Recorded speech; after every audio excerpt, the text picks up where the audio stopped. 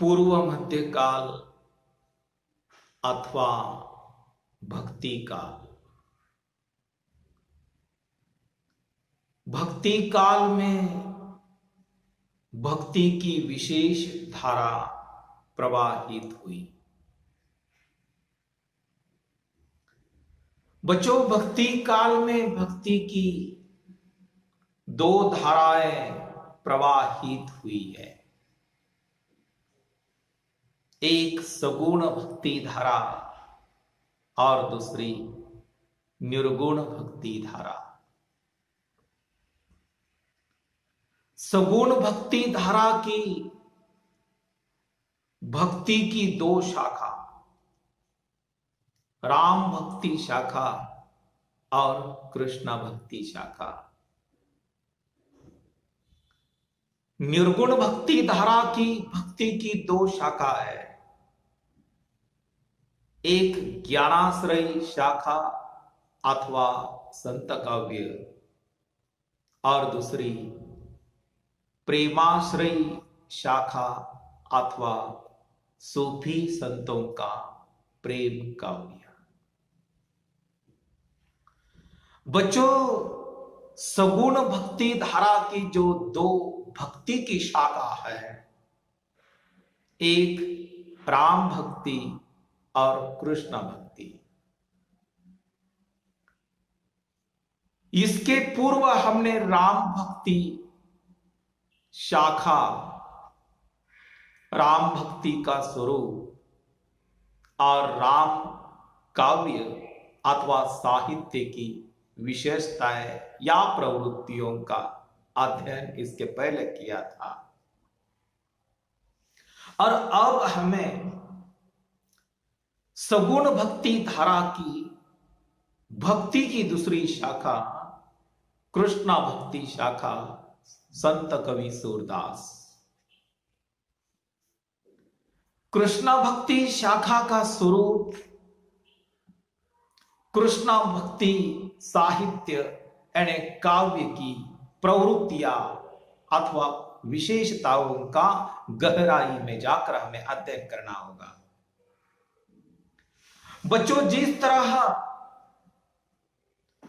राम भक्ति शाखा पर दीर्घ उत्तरीय प्रश्न पूछा जाता है, उसी तरह कृष्ण भक्ति शाखा पर भी दीर्घ उत्तरीय प्रश्न पूछे जाने की अधिक संभावना होती है। बच्चों, कृष्ण भक्ति शाखा के कवियों ने श्री कृष्ण के सगुण रूप की भक्ति की। जैसे कि हमने इसके पूर्व देखा, राम भक्ति शाखा के संत कवि तुलसीदास ने अपने आराध्य देव राम के सगुण रूप की भक्ति की।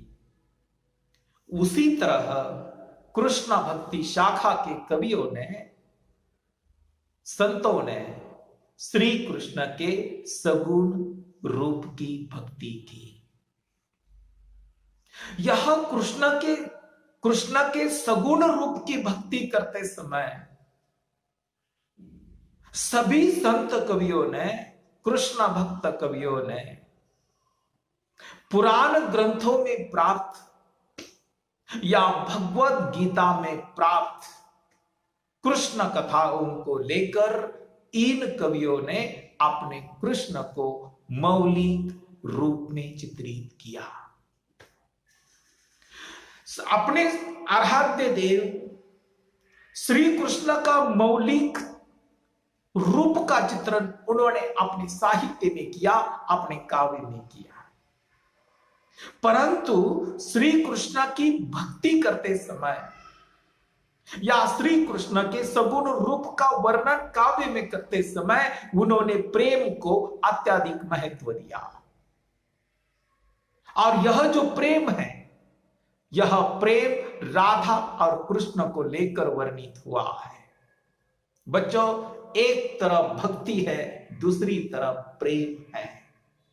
भक्ति तथा प्रेम के कारण इसमें प्रवृत्ति और निवृत्ति का अद्भुत समन्वय हुआ है।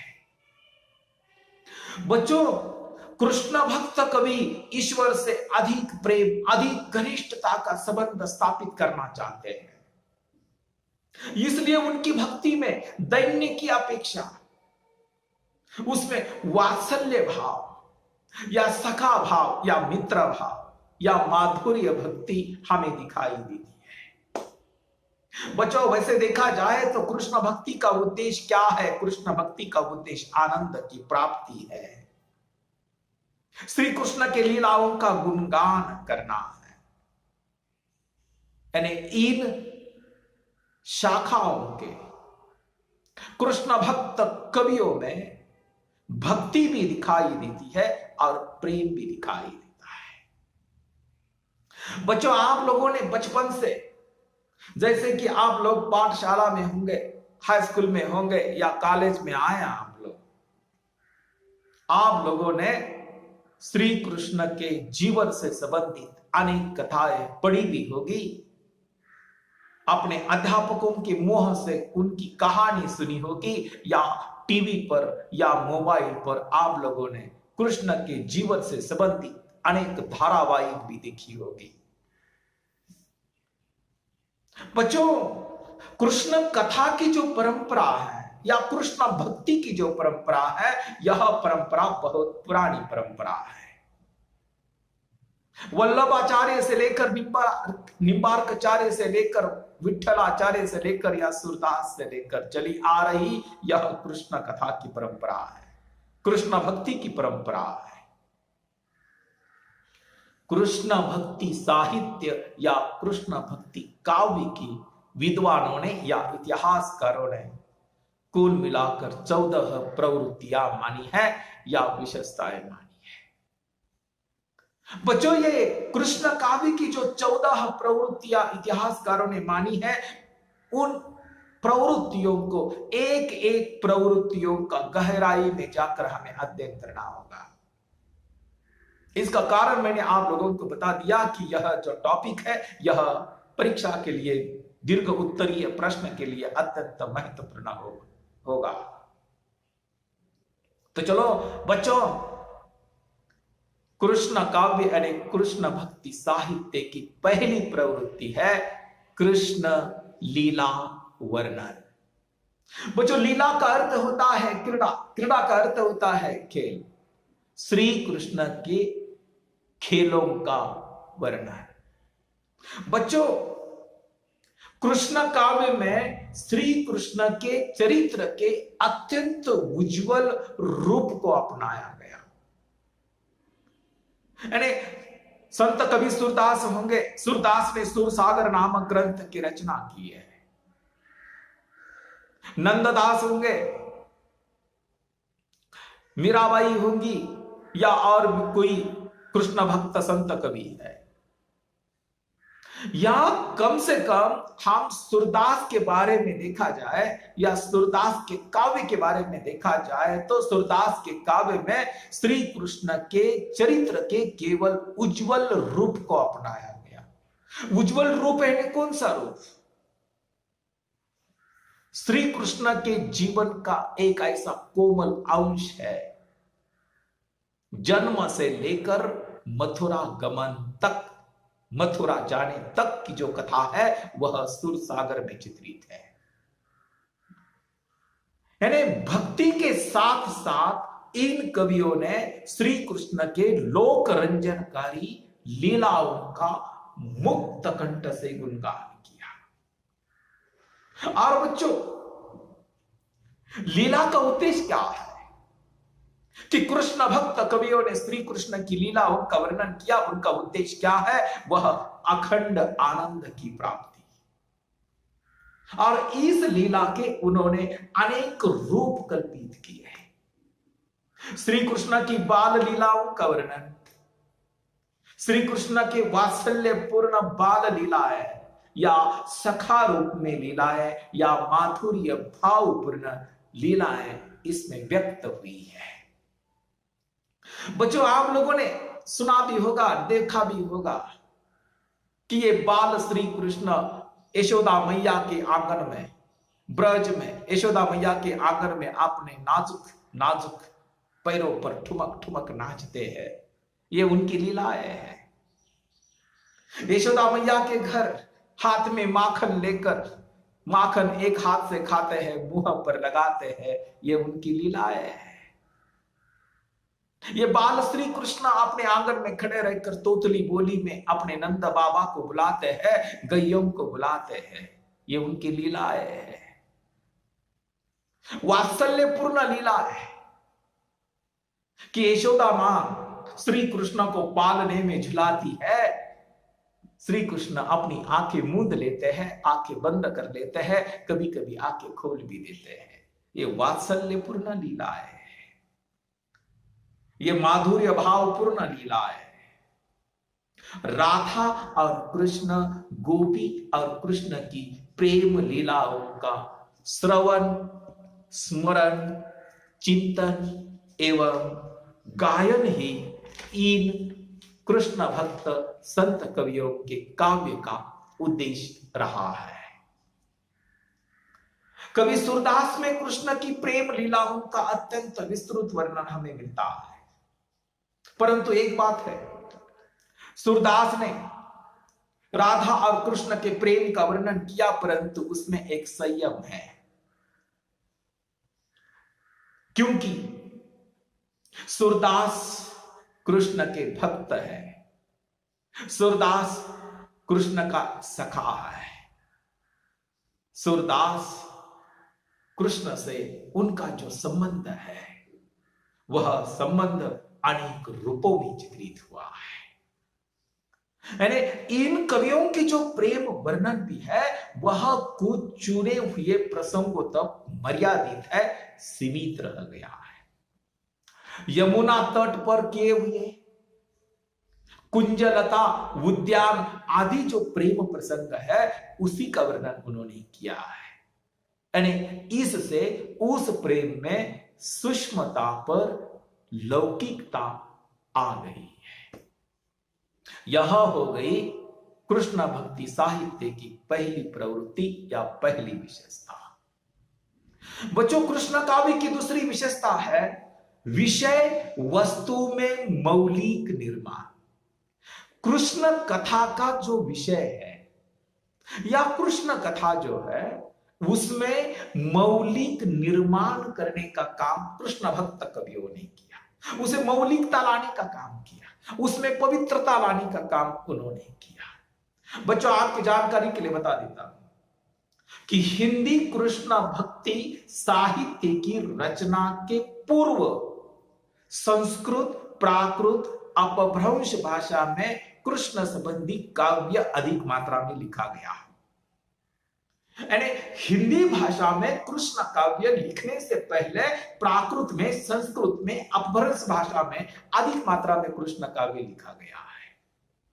परंतु बच्चों, इसके साथ साथ भी कृष्ण जो संप्रदाय है या कृष्ण की भक्ति करने वाले जो संप्रदाय, अनेक संप्रदाय है, ये अनेक संप्रदायों की स्थापना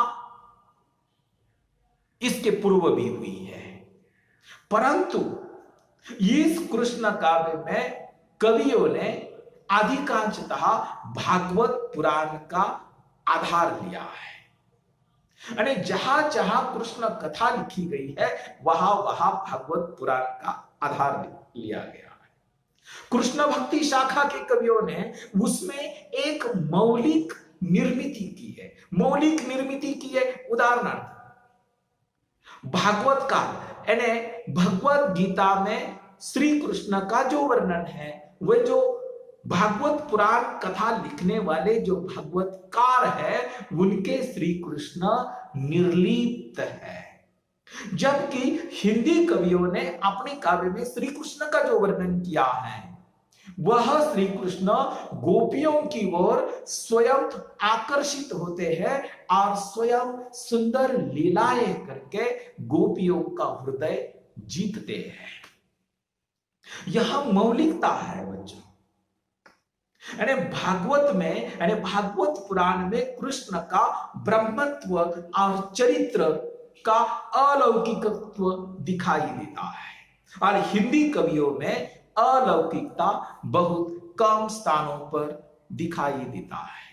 यानी श्री कृष्ण के बाल रूप में बाल लीलाएं और युवा रूप में प्रणय लीलाओं का वर्णन संत कृष्ण कवियों ने किया है। यानी हिंदी के कवियों ने राधा की कल्पना द्वारा प्रणय चित्र में अलौकिकता निर्माण की है।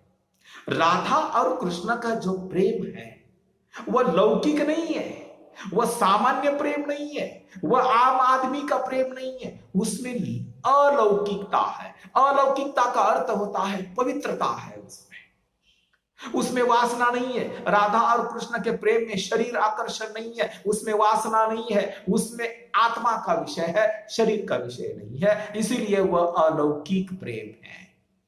यानी राधा जीवन भर श्री कृष्ण की प्रेयसी बनकर रही। इसका कारण यह था कि उसमें वासना बिल्कुल नहीं है, उसमें आत्मा है, उसमें केवल निश्चल पवित्र ऐसा प्रेम का वर्णन किया गया है, उसमें अलौकिकता है। कृष्ण भक्ति साहित्य के अनेक काव्य की तीसरी विशेषता है भक्ति भावना। यानी कृष्ण भक्त कवि जो है, संत जो है, उन्होंने श्री कृष्ण की जो भक्ति की उसमें कौन सा भाव है, उन्होंने जो भक्ति की वह किस रूप में भक्ति की है। यानी कृष्ण भक्ति के मूल में बच्चों एकमात्र भगवंत भक्ति है और प्रेम है। और कृष्ण प्रेम के सामने सभी सामाजिक विधि विधान, लोक मर्यादा या वेद शास्त्र सभी कुछ नगण्य है। बच्चों आप लोग जानते हैं कि राधा ने श्री कृष्ण से प्रेम किया, उसमें कोई लुकाव नहीं था, उसे कोई छुपाव भी नहीं था, समाज का कोई बंधन भी नहीं था राधा के सामने। गोपियां श्री कृष्ण से प्रेम करती थी ब्रज में, वे अपने न परिवार से डरती थी, न अपने गांव से डरती थी, न समाज से डरती थी, वह खुले आम श्री कृष्ण से प्रेम करती थी। वहां कोई मर्यादा नहीं था, वहां कोई बंधन नहीं थे। यानी श्री कृष्ण के प्रेम के सामने कोई वेद शास्त्र भी नहीं, सामाजिक विधि विधान भी नहीं, सामाजिक नियम भी नहीं, लोक मर्यादा भी नहीं। दूसरा एक ज्वलंत उदाहरण है, दूसरा अत्यंत स्पष्ट उदाहरण है मीराबाई का। अरे संत मीराबाई श्री कृष्ण को आपने बचपन से ही पति माना था, श्री कृष्ण से उन्होंने प्रेम किया था। मीराबाई ने, यानी संत मीराबाई ने श्री कृष्ण से दिन रात प्रेम करती थी, वह श्री कृष्ण के प्रेम की दीवानी बन गई थी, भजन और कीर्तन में मग्न रहती थी, उसे अपने कपड़ों की सुध नहीं रहती थी। यानी मीराबाई ने श्री कृष्ण से जो प्रेम किया वह अलौकिक ऐसा प्रेम किया था, उस प्रेम में पवित्रता थी। बच्चों चौथी विशेषता है कृष्ण भक्ति काव्य की, चौथी विशेषता है पात्र एवं चरित्र चित्रण। बच्चों कृष्ण काव्य विशाल है, परंतु एक बात है कि कृष्ण भक्त संत कवियों ने श्री कृष्ण के जीवन के कोमल अंश को अपने काव्य का विषय बनाया। श्री कृष्ण के जीवन का कोमल अंश, कोमल अंश, कोमल अंश, इसका अर्थ क्या है बच्चों? सूरदास ने सूरसागर नाम का महाकाव्य रचा या महाकाव्य की रचना की। उस महाकाव्य में श्री कृष्ण के जन्म से लेकर मथुरा जाने तक प्रसंग जितने हैं उतनी ही घटना या उतने ही प्रसंग सूरसागर में चित्रित है। इसका अर्थ क्या है कि श्री कृष्ण का जो बाल रूप है, किशोरी अवस्था है, वहां तक श्री कृष्ण के जीवन का वर्णन करने का काम इन कृष्ण भक्त कवियों ने किया है। उसका परिणाम क्या हुआ? उसका परिणाम यह हुआ कि उनके जीवन का जो चित्रण किया गया वो मर्यादित चित्रण है, उसमें जीवन की विविध झांकियां या झलक नहीं आ सकी। यानी श्री कृष्ण में मानव या अति मानव के विरोधी तत्व का सम्मिश्रण है। यानी इन भक्तों के कृष्ण महाभारत के नीति कुशल व्यवहारवादी या योद्धा या अर्जुन को गीता सुनाने वाले श्री कृष्ण चित्रित नहीं हुए हैं। यानी सुर सागर में या कृष्ण साहित्य में या कृष्ण काव्य में जो श्री कृष्ण चित्रित हुए हैं वे श्री कृष्ण बाल गोपाल श्री कृष्ण है, सावले सलोने श्री कृष्ण है, वे नायक है। नंद बाबा, यशोदा मैया, बलराम, ये सारे उससे प्रेम करने वाले पात्र हैं। ब्रज में गोपियां है, गोप है, राधा है, ये सारे लोग श्री कृष्ण से प्रेम करने वाले हैं। और उनका उद्देश्य क्या है? उनका उद्देश्य केवल आनंद की प्राप्ति करना है। राधा क्या है? राधा तो कृष्णमय हो गई थी। ऐसा कहा जाता है कि राधा के शरीर से कृष्ण कृष्ण कृष्ण ऐसे आवाज आती थी, वह कृष्णमय हो गई थी। उद्धव कौन है? उद्धव श्री कृष्ण के सखा थे यानी मित्र थे। यानी इन भक्त कवियों ने उद्धव के माध्यम से बुद्धि और तर्क पर, भाव की और मस्तिष्क पर, हृदय की, ज्ञान पर, भक्ति की और निर्गुण पर विजय दिखाई है। यानी इन पात्रों की विशेषता यह है कि यह सारे पात्र प्रतीकात्मक पात्र है। राधा क्या है? राधा माधुर्य भाव की भक्ति का प्रतीक है और वह माधुर्य भाव से प्रेम करने वाली गोपियां भी श्री कृष्ण से अभिन्न नहीं है, दूर नहीं है। श्री कृष्ण ने अपना आनंदमय रूप ब्रज भूमि में प्रस्तुत किया है। गोपियां उस लीला में प्रस्तुत होती है। यानी ये सारे जो पात्र है कृष्ण काव्य के, वह नंद बाबा होगा, यशोदा मैया होगी, बलराम होंगे, कृष्ण होंगे, राधा होगी, गोपी होगी, गोप होंगे, उद्धव होंगे। ये सारे जो पात्र है एक आदर्श, एक प्रतीकात्मक पात्र चित्रित करने का काम संत कृष्ण भक्त कवियों ने किया। पांचवी विशेषता है कृष्ण भक्ति साहित्य की या काव्य की रस चित्रण। बच्चों, काव्य में, वह काव्य कौन सा भी हो, काव्य में रस की आवश्यकता। यानी मैं तो यही हमेशा कहता रहता हूं कि रस काव्य की आत्मा है। यानी जिस काव्य में रस नहीं होता वह काव्य नीरस बन जाता है, उसमें कोई रस नहीं होता। जैसे कि बच्चों, कोई सुंदर स्त्री है, वह बहुत सुंदर है परंतु उसमें प्राण नहीं है। कोई सुंदर मनुष्य है परंतु उसमें प्राण नहीं है, उसे कोई कीमत नहीं, वह झूरो बन जाता है। उसी तरह जिस काव्य में रस नहीं होता वह काव्य नीरस बन जाता है, उसे कोई अर्थ नहीं होता।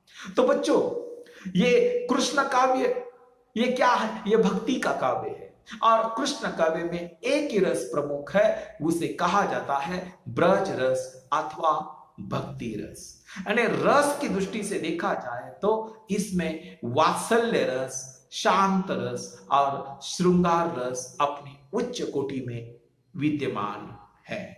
बच्चों, राधा कृष्ण से प्रेम करती थी, गोपियां भी कृष्ण से प्रेम करती थी। जहां प्रेम आता है वहां श्रृंगार रस आता है। श्रृंगार के दोनों पक्ष आते हैं, संयोग श्रृंगार भी है, वियोग श्रृंगार भी है। संयोग श्रृंगार का अर्थ होता है मिलन, वियोग श्रृंगार का अर्थ होता है विरह, यानी एक दूसरे से दूर चले जाना। श्री कृष्ण के रूप चित्रण करते समय श्रृंगार रस का प्रयोग किया गया। राधा के रूप सौंदर्य का वर्णन करने के लिए श्रृंगार रस का प्रयोग किया गया। प्रेम का चित्रण करने के लिए श्रृंगार रस का प्रयोग किया गया।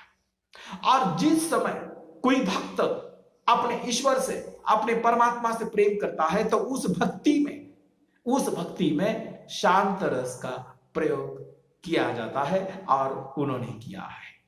यशोदा मां अपने लाल से, अपने श्री कृष्ण से प्रेम करती है। उस प्रेम में एक मां का हृदय जो गदगद होता है, मां की ममता उमड़ आती है, तो वह वात्सल्य रस का चित्रण किया जाता है।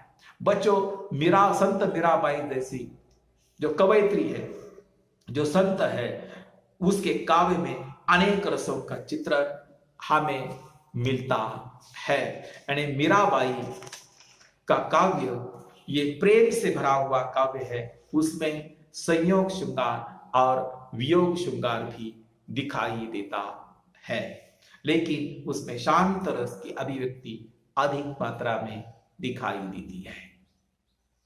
बच्चों, कृष्ण भक्ति साहित्य की छठी विशेषता है प्रकृति चित्रण। प्रकृति का अर्थ होता है निसर्ग का चित्रण, सृष्टि का चित्रण।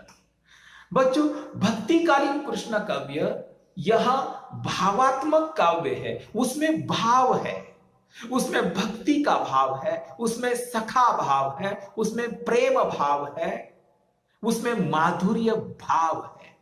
अरे प्रकृति के चित्र भाव की पृष्ठभूमि पर हुआ है। अरे प्रकृति का जो चित्रण किया गया वह एक उद्दीपन रूप में चित्रण किया गया। अरे भाव का निर्माण होने के लिए या करने के लिए प्रकृति का सहारा लिया गया है। अरे प्रकृति के अनुकूल और प्रतिकूल दोनों रूपों में चित्र मिलता है। परंतु एक बात है बच्चों, दृश्यमान जगत में आंखों से जो भी कुछ दिखाई देता है वह कृष्ण भक्त कवियों के आंखों से नहीं छूटा। प्रकृति का कोना कोना उन्होंने छाक मारा है और प्रकृति का सुंदर चित्रण उन्होंने किया। फिर वह आकाश का चित्रण, जलाशय का चित्रण, जंगल का चित्रण, यमुना तट, कुंज वन या आदि सभी प्राकृतिक दृश्यों का चित्रण उन्होंने अपने काव्य में किया है।